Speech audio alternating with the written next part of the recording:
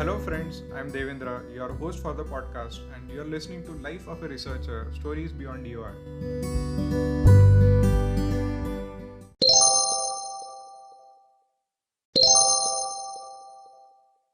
So, friends, in this episode of the podcast, Life of a Researcher Stories Beyond DOI, we have with us Professor Prakash Satyavageeswaran. He has done PGPM and fellowship program in management from Indian School of Business and currently works as a faculty at IIM Udaipur in marketing area. Personally, I first met Prakash in the year 2017 when he visited Arvind Eye Hospital, Madurai, where I worked as a manager of employee engagement program. And since then, Prakash has been a great friend and a guide. So, welcome Prakash to this podcast.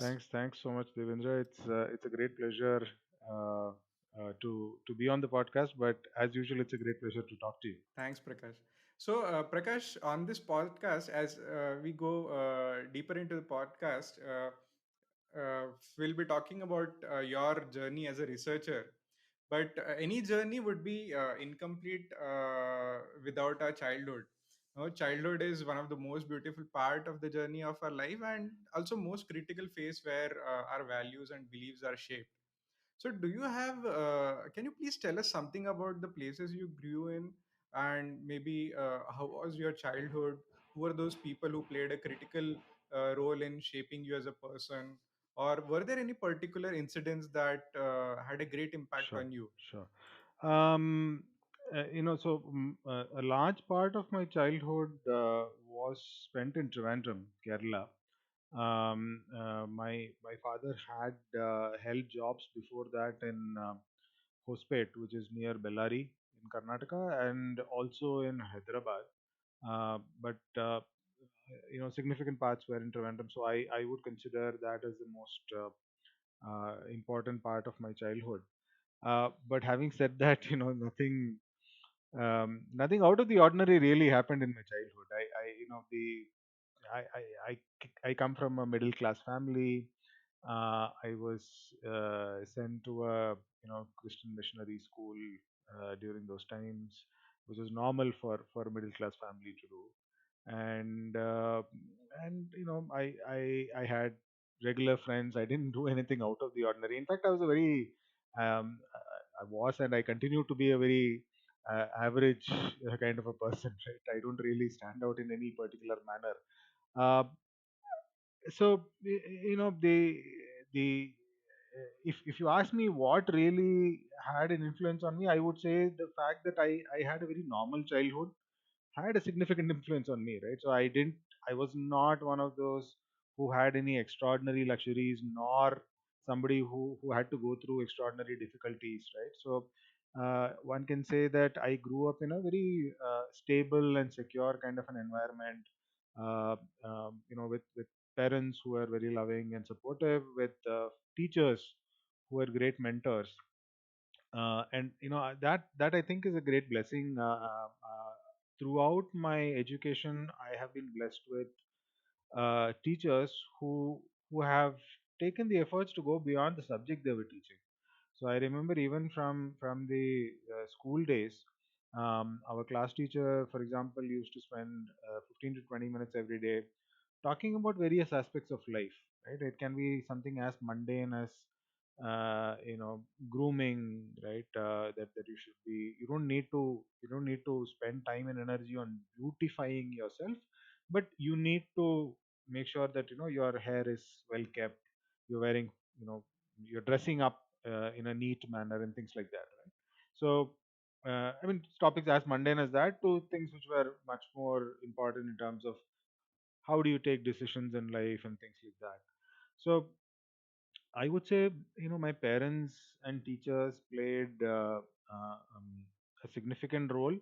uh, to a large extent it is the ideal kind of role that the society expects them to play. So probably I'm fortunate to have had that in my life. um, Nothing, if you ask me, was there any particular incident, something which happened which had a deep influence on me? Um, Nothing really in early childhood, but I would say in early adulthood, I would say that I went through. a few broken relationships where I had invested significantly emotionally, and that experience for me has been an important experience in life. uh, it has shaped me in different ways. I mean, it's difficult for me to describe, but I would say, these relationships which did not work out had a significant impact on um, who I am today. Um, from a work point of view, there is one particular um, part of the journey which I think again played an important role, and this was during my master's degree. And for my master's thesis, I did a evaluation of the communication program for what was then the largest social marketing program in the world, in UP. So this is the erstwhile undivided UP, and I spent a fair amount of time, um, you know, traversing across UP, spending a lot of time, especially in the rural areas, and collecting information through questionnaires, a structured questionnaire. Uh, that was really my first exposure to abject poverty, because I grew up in Kerala. In Kerala, you don't really see that kind of abject poverty. Even if you go to villages, I mean, the villages in Kerala are I mean, I do know, or at least I read in the newspaper that there are parts of Wayanad and places like that where there are tribal areas where you find malnutrition and stuff like that. But in general, in the places that I used to go to, even rural areas where, I mean, they were only different from the urban areas in the sense that there used to be more of tiled roof houses and more coconut trees, right? But other than that, there was nothing really much to differentiate between urban and rural.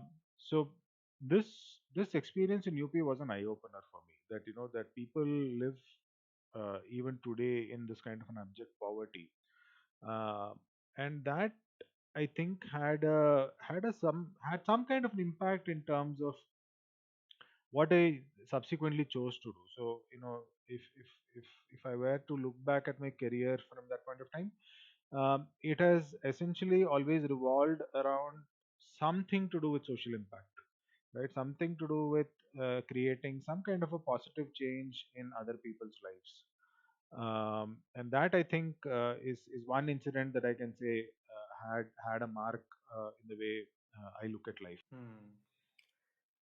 So, Prakash, you're doing quite well as a manager in your Sure. managerial role, uh, and you decided to shift to a career in academia Yeah. at one point of time. So, what inspired you to take this decision? Was there any and also I understand that there are two different roles and one has to wear different hats while pursuing both the roles.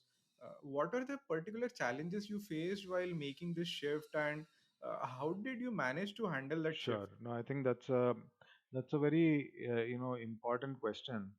Um, and fortunately, I genuinely had some thought process, right? Usually, one takes decisions, and then there is post hoc justification that I had clarity on this, right? But in my case, there were two things which helped in taking this decision. So I had already been working for about 12 years, and I had a very good job at Unilever, and I was doing fairly well over there. I was kind of marked for growth and promotion and all of that. But I realized two things. One, I realized that through some through previous experiences, I realized that I enjoyed teaching quite a bit. So I've done teaching as part of some of my earlier jobs, but also as a gig, and that those were experiences that I really enjoyed, and I was good at it. So both, right? So I enjoyed it, but I was also good at it. Both of those were important. The other thing which I also came to realize was that I was reasonably successful as a manager, and I could do implementation, so to say, right? I could get things done, but honestly, I was far more motivated in setting up the strategy, right, which is a solution to a problem, than in implementing or executing that strategy, right? So I had that preference, and it was a slow realization. It was not something which was evident many years back, but probably at Unilever, as I spend more time thinking, and probably it's also something to do with age or maturity. I kind of started figuring this part out, that I was much more involved, and I enjoyed the problem solving or strategizing part of it much more than the implementation or execution part of it. And therefore, it became clear that a PhD kind of solves this need. I get to teach, which I like to do. B, all research is essentially problem solving, right? You pick up some question which has never been answered before, and then you try and solve it, and it also kind of drives your intellectual curiosity. So, kind of so these three things came together in some manner, in a research career. But I'll also be honest and say that at that point of time, I did not quite understand what a research career meant or an academic career meant, right? Because one sees these things from the lens of a student, when one was studying, and as a student, when you're doing an MBA, for example, you don't really see much of the research side of it.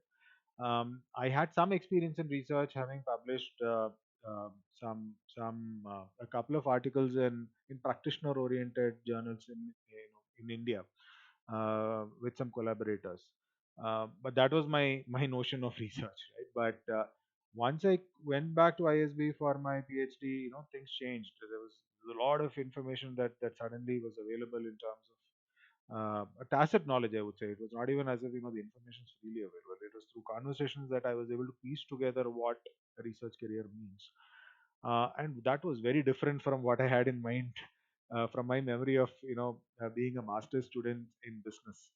Um, and it was very different. So you asked me how different or how difficult was the switch. It was very difficult. Uh, it was very difficult in multiple ways. Uh, I was not prepared for the kind of rigor which was necessary at a PhD level, right? An MBA in general, doesn't extract that kind of rigor, but a PhD program is much much much more rigorous. I was not ready for that, so I had to quickly ramp up. The second thing which I had difficulty with was, having worked for so many years, my attention span was fairly narrow, right? And 3 hour long classes were unimaginable, right? It took me again a couple of terms to come to accept that, and be comfortable with that. A third part, of course, is age was definitely not on my side. I was 35, 36 when I joined the PhD. Uh, Generally, people come in for a PhD when they are like 25, 26, right? So I was like a decade behind, and I was essentially in the same classroom as those people, and that trying to kind of uh, uh, catch up with them, or stay at the same level as these younger folks, was not easy at all. The last part, which for me was particularly difficult, was the fact that I'm a non-engineer, and I was getting into a program where research has become increasingly quantitative, right? So even if you're doing, say, consumer behavior or something of that sort, there is still an expectation that you would have a very good fundamental conceptual understanding about probability and statistics and economics and stuff like that. And I was not really exposed to any of these things much, and not at a graduate level.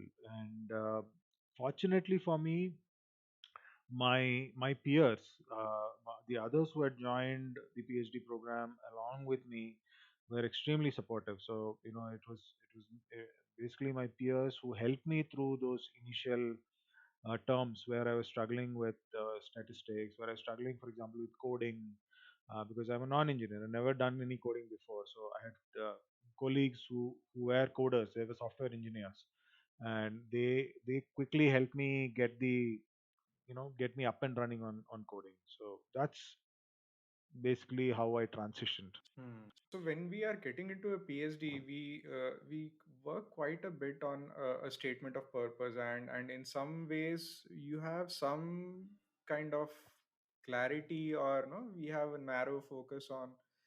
We have a focus on certain area or certain topic, and then we get into a PhD or Hmm. a FPM program to a certain extent. But once we are done with the PhD, say for example, you are done PhD in marketing, and now you are a faculty. So once you're a faculty, how do you decide a topic to do a research on? So is it something that comes from the industry, or something that inspires you, or some incident, or uh, how do you come about a research topic once you are done with the your PhD program? Because the Sure. field is wide open, and you can do anything once you are done with Sure. the PhD. So yeah, this is a important question, Devendra, for pretty much all young faculty, and this essentially stems, from the fact that once you become a faculty now and having completed your thesis, you need to take a call on what is your research agenda. Uh, so my own experience, and as well as what I see among colleagues uh, across the country as well as across the world, is the research and agenda essentially gets shaped by three things. One, it is shaped by your thesis itself, because you have built a certain amount of expertise in that area, and because you have dived deep into that area, it is quite plausible and it is quite common that you would have come up with questions which are adjacent to the research questions that you have picked up during your thesis. So it's not uncommon for young faculty to pursue that. And in my case also, it's partly the case that I continue to. So my dissertation was on bottom of the pyramid channels, rural channels in the bottom of the pyramid and things like that. And I continue to have research which looks at other angles in that same space.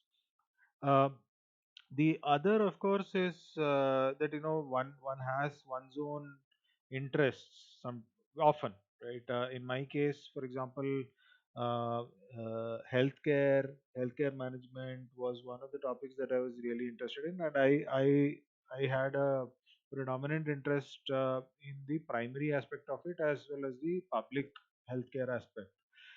So that's also partly driving my research agenda, where I have research projects which try to look at how marketing and management principles, for example, are used in designing the healthcare services and delivery of healthcare services, demand generation, and things like that. Third, third way in which, for example, you come up with research topics is you see some phenomenon and you are like, no, this is really cool, right? Or this is really interesting. I really would want to understand why this is happening, right?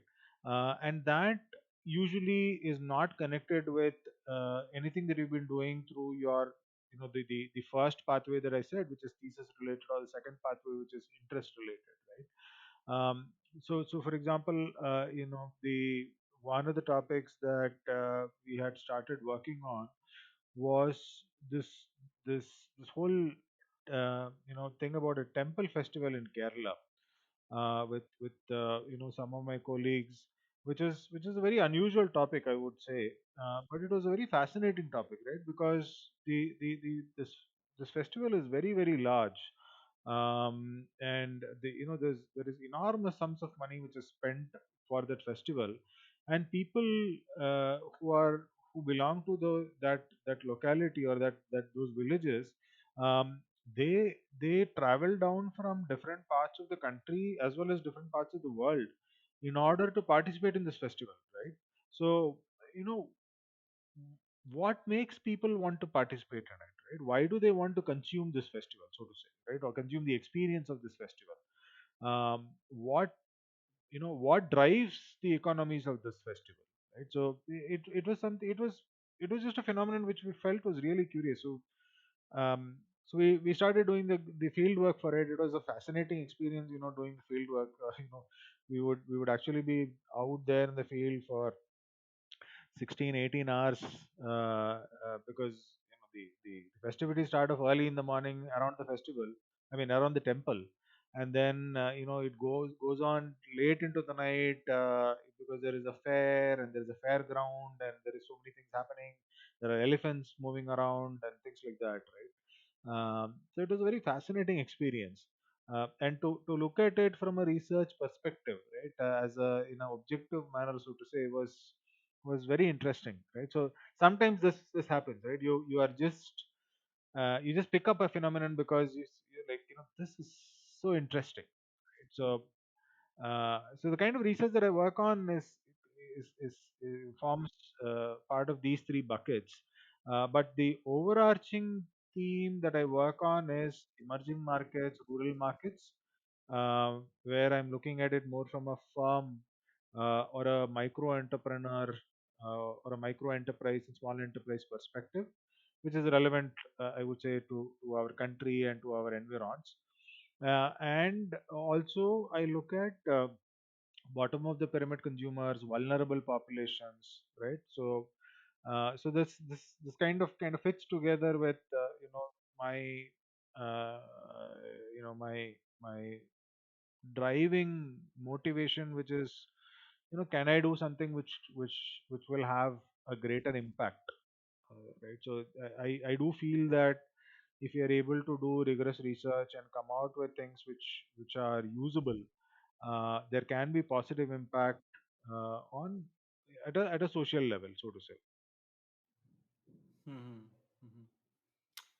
So, Prakash, now I'm going to ask you a question uh, about an area which is not often spoken about. Hmm.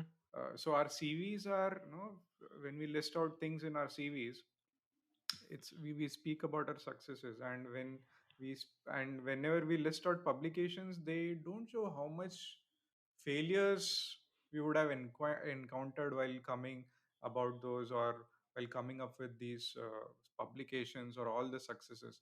So Sure, can you talk us through some of the failures in your life, and how they have shaped you, or how what were your learnings from those failures?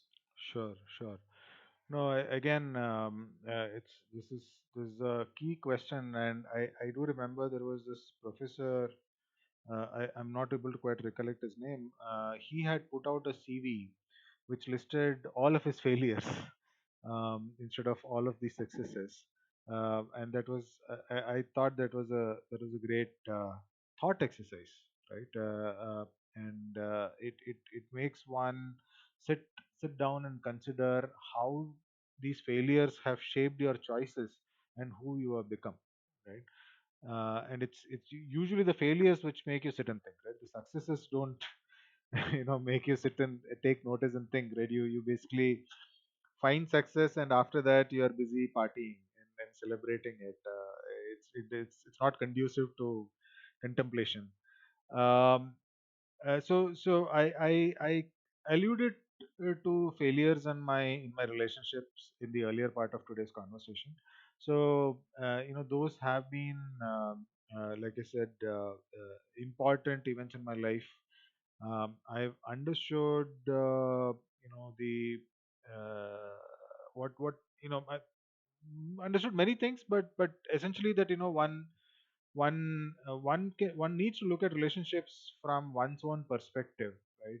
That you are with a person because you want to be with that person, right? Or it doesn't matter really what the other person thinks or does to you, right? This is not to kind of celebrate the Bollywood movies where there is this hero who's chasing a girl. The girl doesn't want to be in a relationship. The hero does stupid things in order to. I'm not talking about it from that perspective. I'm just saying that one needs to be clear what what is driving things, right? And if I like a person and if I think this person is great, I it doesn't matter whether I'm in a relationship or not, right? Some of these things, the philosophy of how one looks at relationship and life, per se have evolved from these failures, I would say. So today I am, I would say I am much more um, open, generous, and non-expecting in any of my relationships, right? So whether it is with friends, whether it is with my students, whether it is with my parents, anybody. uh, because I am in the relationship because I want to do something, I want to give something, and I like that person, right? It doesn't really matter to me what you think or what you do, right? It is not as easy as I say it, and in reality one does still get hurt or feel bad. But over a period of time, one learns to accept and be more mature about it. So that for me was a very important learning. And it what it has done is it has helped reduce frictions in my life and my relationships, because I'm not looking at what I want to get out of it. I'm looking at what I can give to that relationship, and that makes life much easier. Um, the the first instance of failure, of course, was very different. My first instance of failure was with with the course in chartered accountancy, right? The famous joke in the CA circle is that, when you go to the church, the father says that Jesus never fails, and then the chartered accountant quips, ask him to write CA exam, right? Because the pass percentage is so low that it seems fairly difficult for anybody to make success. So yeah, so I met my first failure with with the CA. So I I managed finally to clear the CA intermediate, but after that I said, I don't want to continue on this path. It is a little too painful for me. The what it did, the good thing it did, right, with the failure in the CA thing, what it did was, so I was not, I was never academically like one of the gold medalists or anything of the sort, right? But I was also not bad. So I would always figure in the top quartile, right? But I was never a ranker. Um, but what this did to me was it took away once and for all the fear of failure. Like, I can fail, and life doesn't change, right? People, don't look at me differently. People see I think at a young age what happens is we keep thinking that people are always thinking about you. uh, it and I think it takes a certain amount of experience and maturity to realize that people have better things to do than to think about you, right? उनको अपनी पड़ी है. So this CA failure helped me to get over this fear of failure. I mean, ठीक है, failing is not such a terrible thing. I mean, I it's not something that I want to do consciously, but if it happens, it is okay, right? I mean, it's no big deal, right? So I'm comfortable. I got comfortable with that notion, and that really helped me subsequently in life. That uh, one does not become so tense and stressed about things, thinking about it from a failure perspective, because you can fail and nothing drastic is going to happen. Like, you'll just pick up the pieces and move on. That's all. And that has really helped me subsequently in my academic career, because in with research, um, the kind of journals that you try and send your manuscript to, the expected outcome is that it will get rejected. So if you get a revise and resubmit, you are like, something unusual has happened, because these are very low acceptance rates.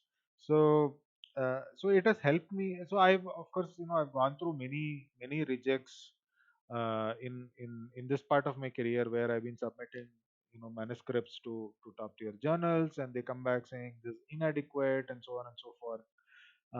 And these are long projects. You have put in a lot of investment. So typical investment is about 2 years.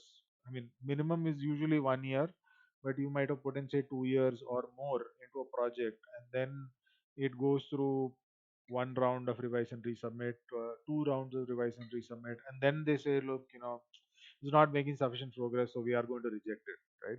So uh, and it's, you can think of it as actually being the equivalent of having invested in a relationship in some sense, right? 2 3 years is usually the lifespan of today's relationships. So it's almost like a breakup when when you get a reject, right? I've seen people, feeling dejected, depressed, moping around, and all of that. I've gone through it, but the first time I went through it, it was just for a day, right? Went home, gum ka sati rum, and then next day you are like over with it. So, uh, but this early failures in life for me was very useful in keeping my balance subsequently, right? So it is, I would say honestly, it is much more easier now for me to work on things, uh, a, without thinking about success and failure, and b, accept failure as it comes. It is okay, right? It's fine, life doesn't end in any great manner. What can I learn from it, so that the next time my chances of success are improving, right? So that's the general attitude that I've been able to develop from the failures. And one, I mean, I'm kind of now going beyond my own experience, but one of the things that I observe in the next generation is, uh, kids are protected a little too much from failure, and I find that it is probably not a good idea, right? Because eventually failure will happen. One cannot, I mean, even the most richest, powerful person cannot protect indefinitely from failure. Something or the other will fail. And when that happens, and you have been used to success forever and ever, no, it becomes devastating. So I would say that I was probably blessed that I met failures earlier in life, and in general earlier in life you are a little more, क्या बोलते हैं, rough and tough types, right? Like ठीक है, गिरेंगे, मार खाएंगे, चलेगा. So you kind of take it in your stride, which prepares you for bigger things which will happen over life, because we have no real control over what happens in life. So those have been my learnings from failure. I think it has been a very very important component, and I would um, sincerely say that the failures really have taught me much more about life than the successes. Mhm, mhm. So, Prakash, the next question is, if you had to tell your younger self now, in hindsight, looking back all your experience, if you had to tell your younger self about the approach he should have taken towards life or profession, no, what would those two or three things be? So, can you just reflect on that? So I think you have specialized in asking difficult questions, Devendra. But I mean, important questions, no doubt, but difficult questions. And um, couple of thoughts which spring up as a reaction to the question. One is, um, every individual's journey is different, right? And therefore, it's very difficult um, to say, hey, one should have done like this or one should do like that, right? It's very difficult. Uh, mm, in fact, a couple of days back, I was reading an article by Professor Clayton Christensen, um, who was at Harvard, uh, and he talks about his way of mentoring, and he says that he never tries to, I mean, he tries not to solve somebody's problem, but to talk about examples and episodes from his own life and allow the person to draw their own conclusions, and therefrom they can come up with principles they can use and so on and so forth, which I thought was a very uh, a very mature way of approaching this. So it's a difficult question to answer again. The other thing which I also want to say is that, look, I am what I am today because of the journey that I went through, right? It's like the that Back to the Future movie. If I go back and tinker with something, I don't know how things are going to be. It might not be the same me that I am sitting over here today.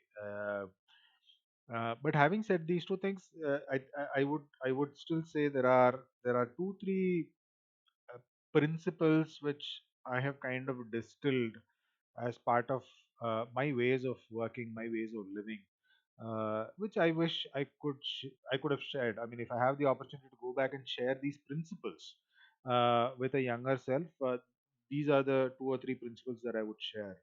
The first is to try and do things for their own sake, right?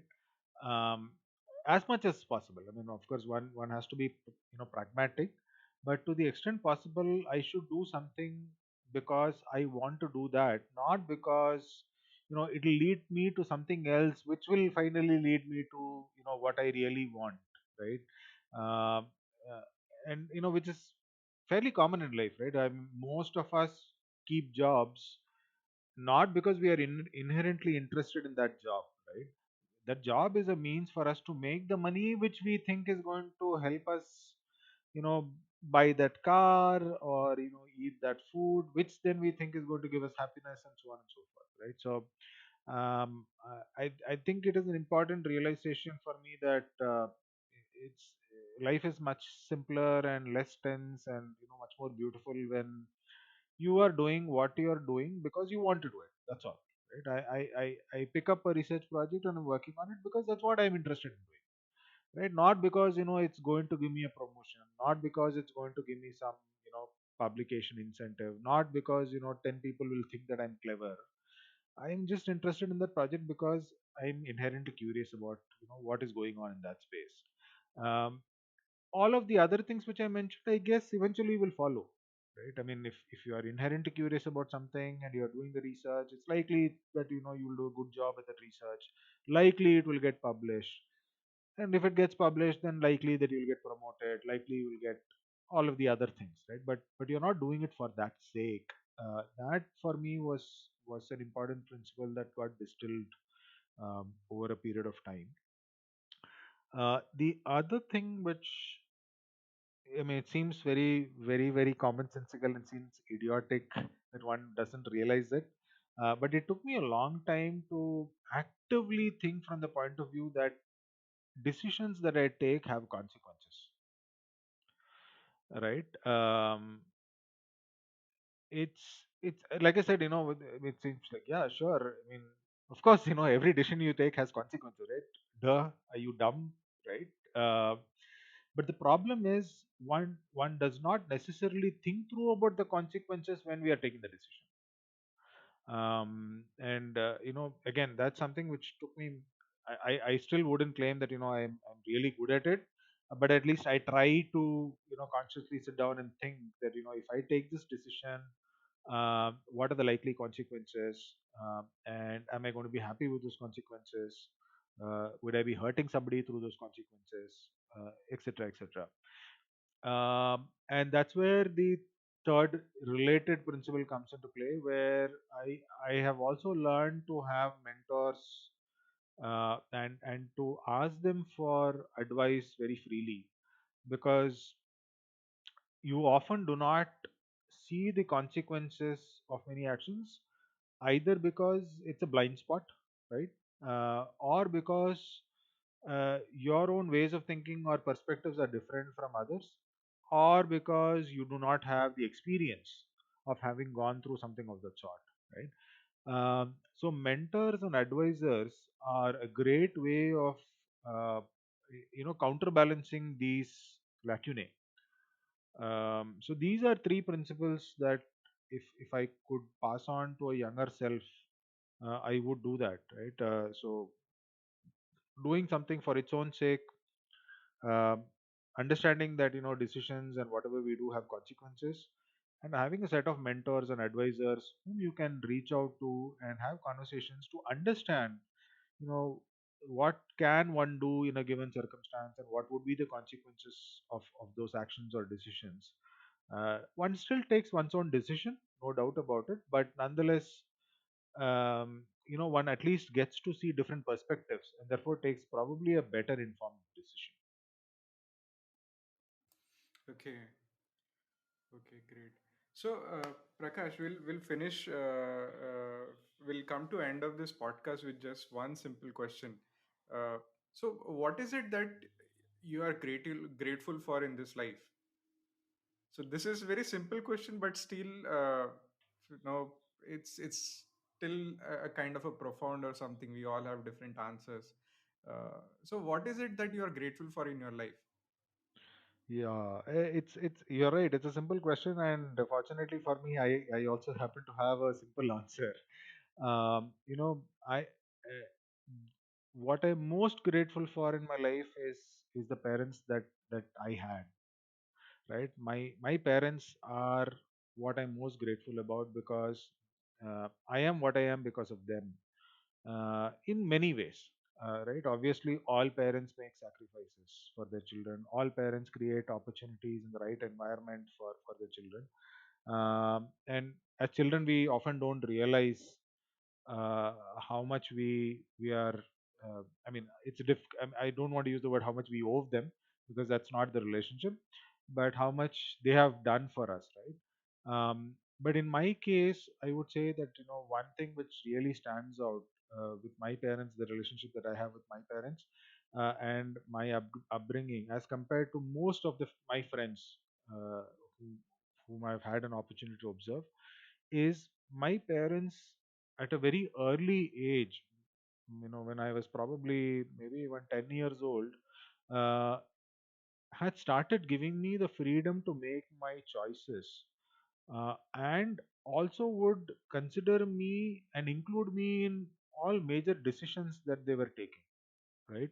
So it was never, I mean, as far as back as I can remember, right? I'm saying probably 10 years, 9 years, 10 years, when I was that 9, 10 years old, I do remember where, having conversations where, they would sit me down and say, look, this is what we are thinking, this is what we want to do. What do you think?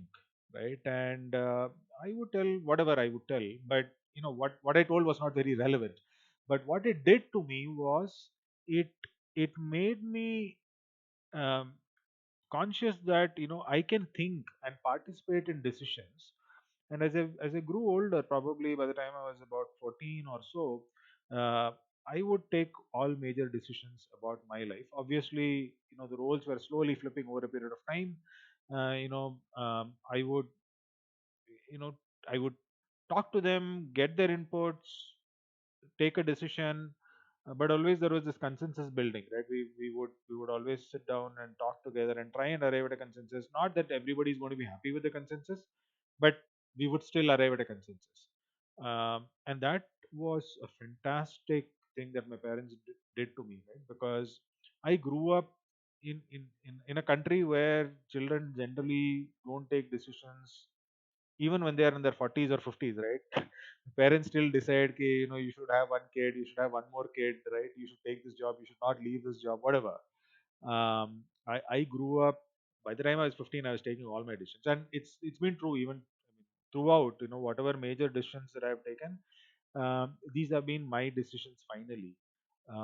And for my parents to accept that and support that from a very early age, I think has been the thing that I am most grateful for. Great. So, Prakash, that has been a really, really great talking to you. And I guess I had not known you to this depth before talking to you over a call like this. So thanks for taking us through the journey of your life. Uh, so Thanks, grateful for that. thank you, Devendra. I guess usually when we catch up, we talk shop. We hardly get into these kind of questions. So I think I think it's a great idea. This podcast series that you've come up with is a fantastic idea, because it helps us to kind of share the human side, as well as for people to also know who we are, beyond the facade of, of the researcher. So thank you very much for giving me this opportunity to be on this podcast. Thank you, Prakash. Yeah. Thank you. Bye bye.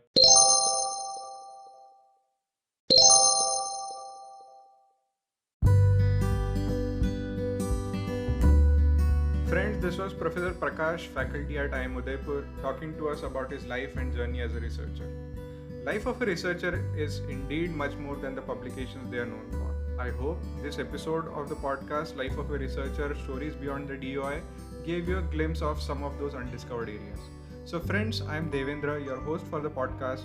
Keep listening and goodbye until we meet next time with stories from one more researcher. Thank you.